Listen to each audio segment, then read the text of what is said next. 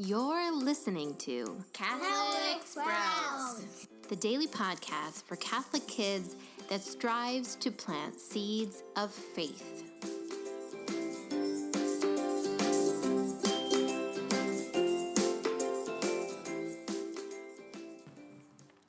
Hey there, Sprouts. Today is Friday, March 15th, 2019. We, of course, are still in our Lenten season. And this week on the Catholic Sprouts podcast, we are talking about the birth and early years of Jesus Christ. We are talking about Jesus as the great teacher, and we will be talking about him all through Lent. This week already, we've talked about why God became man. We talked about the great act of love that was the incarnation. We also discussed how Jesus was born into dangerous and uncertain circumstances and how through that, God has blessed the humble and the weak, and we should remember to pray for them. Yesterday, we talked about the story of finding Jesus in the temple when he was 12 years old. And today, we are going to talk about the two verses that cover the rest of Jesus' life before his public ministry began. Now, the Gospel of Luke is really the only gospel that goes into any detail about Jesus' early life. It is, of course, where we get the story of finding Jesus in the temple. Following that story, we have these two verses. He went down with them and came to Nazareth and was obedient to them. And his mother kept all these things in her heart. And Jesus advanced in wisdom and age and favor before God and man. From there, we go to the baptism of Jesus, which is the first part of his public ministry.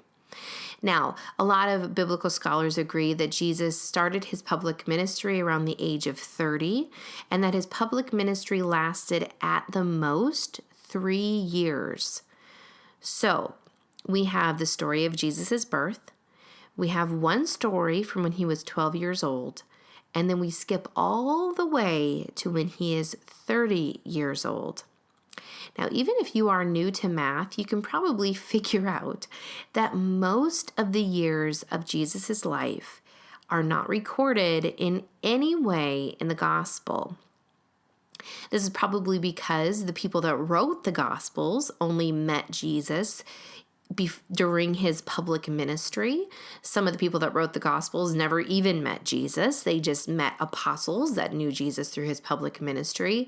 So a lot of these stories, the simple stories of growing up in Nazareth and being a boy and playing with toys, learning how to walk, learning how to do carpentry skills with St. Joseph, all of these stories were never recorded.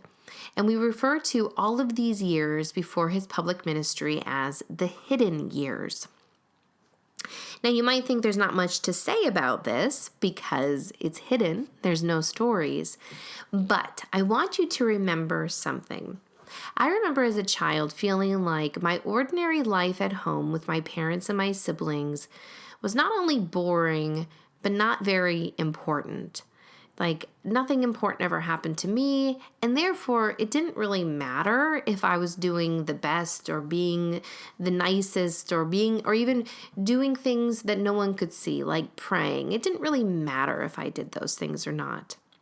But remember what we talked about yesterday. Jesus was born into uncertainty and danger, and through that, through him being there, through God made man taking on that role, he blesses those that are in those roles now. The same is true about the hidden years where Jesus was simply a son in a home, a child in a home growing probably like you are. Jesus lived the majority of his life in a hidden, ordinary way. He lived just like you. He ate the food that his mom made for him. He helped his dad with chores. He was asked to do things by his parents that he probably didn't want to do. He had friends. He had to be educated. All of these things were simple and ordinary and hidden. And yet God came to earth and spent the majority of his time on earth doing these simple, ordinary things. And so, Sprouts, here's my challenge for you today.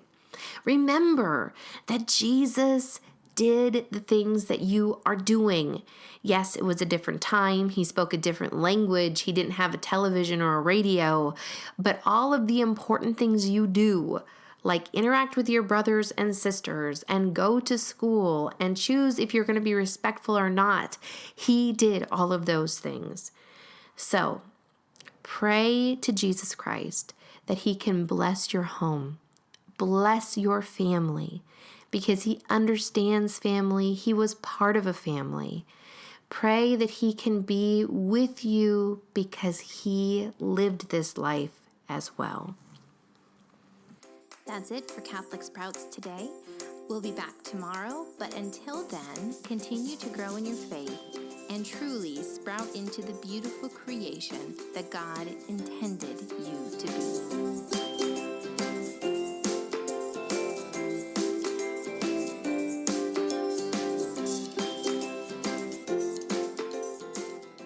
One final word to the grown-ups. Thank you so much for listening to the Catholic Sprouts podcast. I would like to invite you to join a special Facebook group just for those that listen to the Catholic Sprouts podcast. We will use this group to connect, to share resources around that week's theme, and simply celebrate raising future saints. To find the direct link to the Facebook group, simply check the notes for this podcast episode.